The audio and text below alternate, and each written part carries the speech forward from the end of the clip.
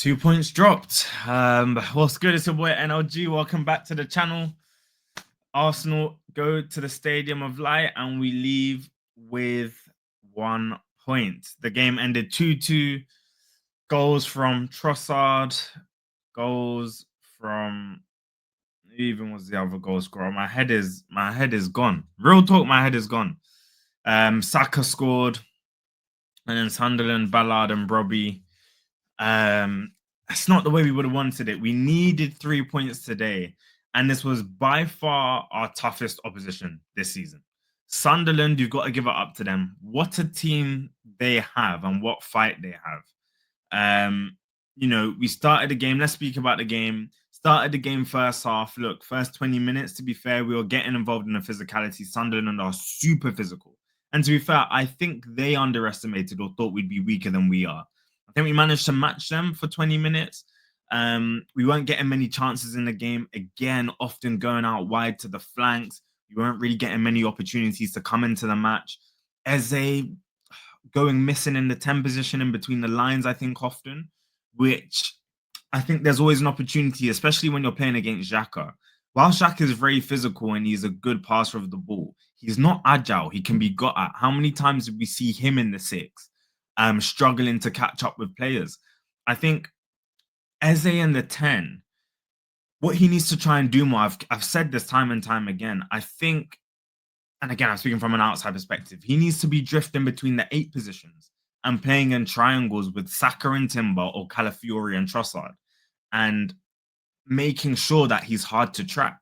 Because what tends to happen is he's in between the lines, then Zubimendi has to step up, and we end up passing the ball out wide, and then you're asking Xhaka or Trossard to do the spectacular, which both of them did today, and they both created the moments that mattered. But first half, we really struggled with that. Eze not really getting into the game. Marino not really into the game either. It wasn't just Eze.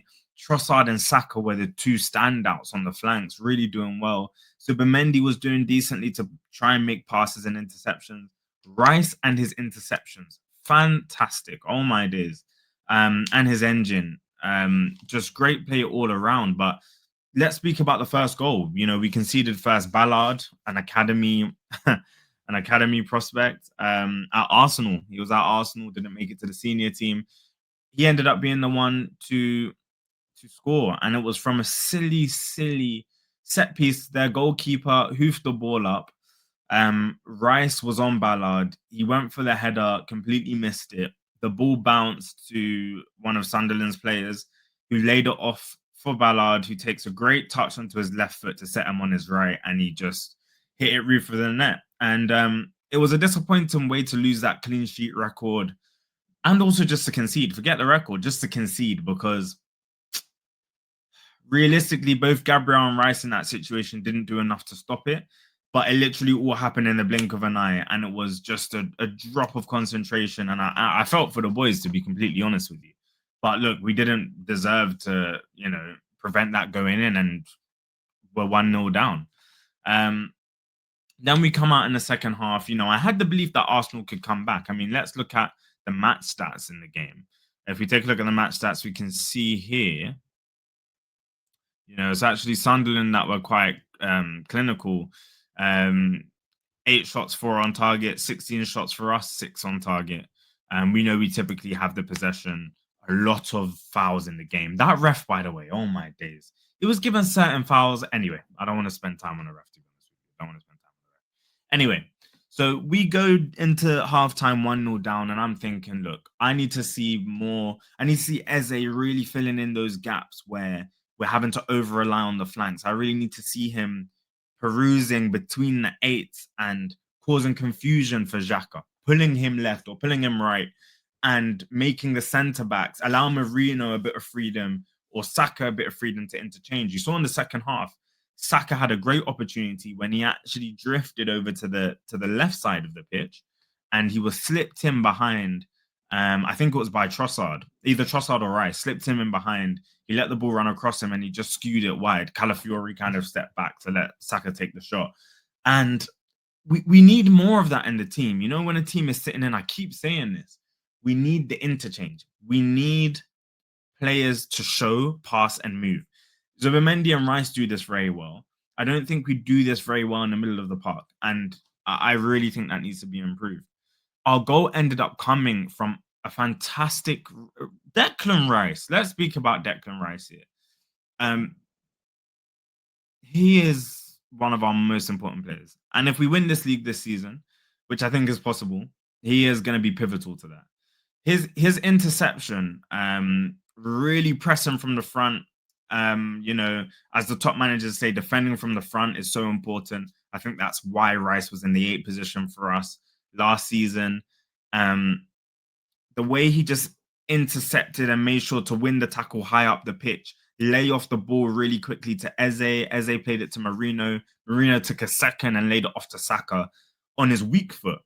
And Saka expertly finished it just inside of the post, beating the keeper. I mean, Saka, anyone who doubts this guy or his ability, keep quiet. Keep quiet, because this guy delivers. He delivers. Another person who delivered today, Leandro Trossard. Not just in terms of the goal, his deliveries, his ability to shake a man and interchange today, play balls into the box. He was really forcing the issue. Remember, he's a very small player. He's not quick, but he's very technical. And he was able to leverage that today a lot. And, it was his goal at 74 minutes that made the difference, because at the end of the day, like I'm saying, we weren't able to. In the second half, we were better and we were growing into the game steadily. From the second half onwards, we were growing into the game. We were playing better. Timber, by the way, again, fantastic with the overlaps, just provided an option. I think Calafiori was really good going forward as well at times.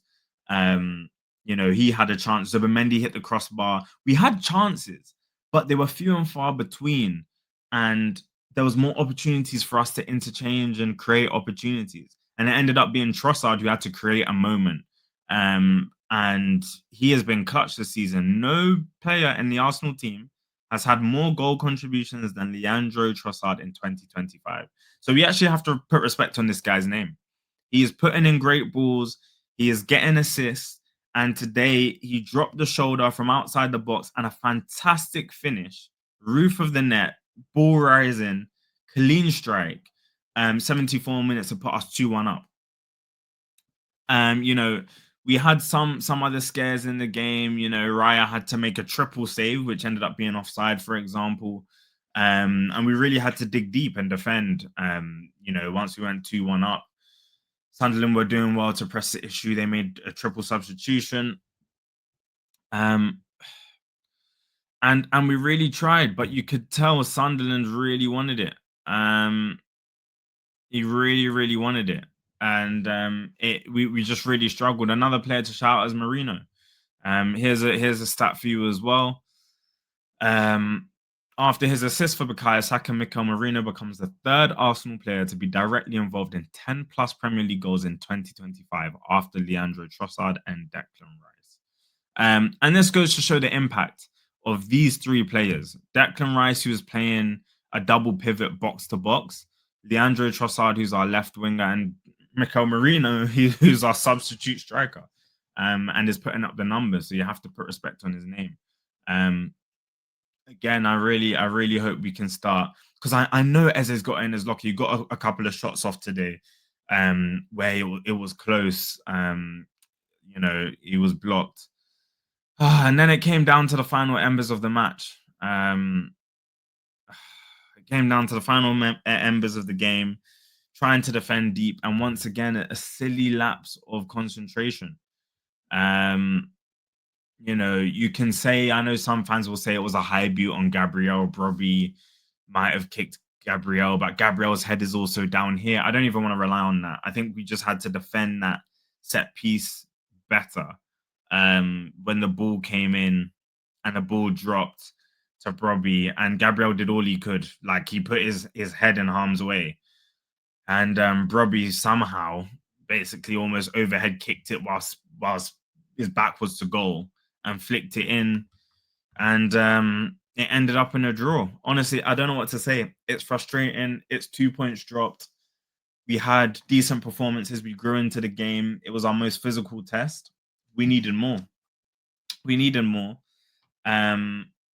go on to the international break, but before that, we We're spectators to the Liverpool Man City game tomorrow.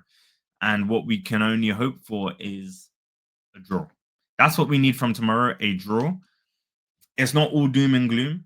It is not all doom and gloom. Like, let's keep our heads up. The players should keep their heads up. We really fought. You could see how pissed off Arteta was and how frustrated the players were, how frustrated Gabriel was, because obviously he felt like he conceded that.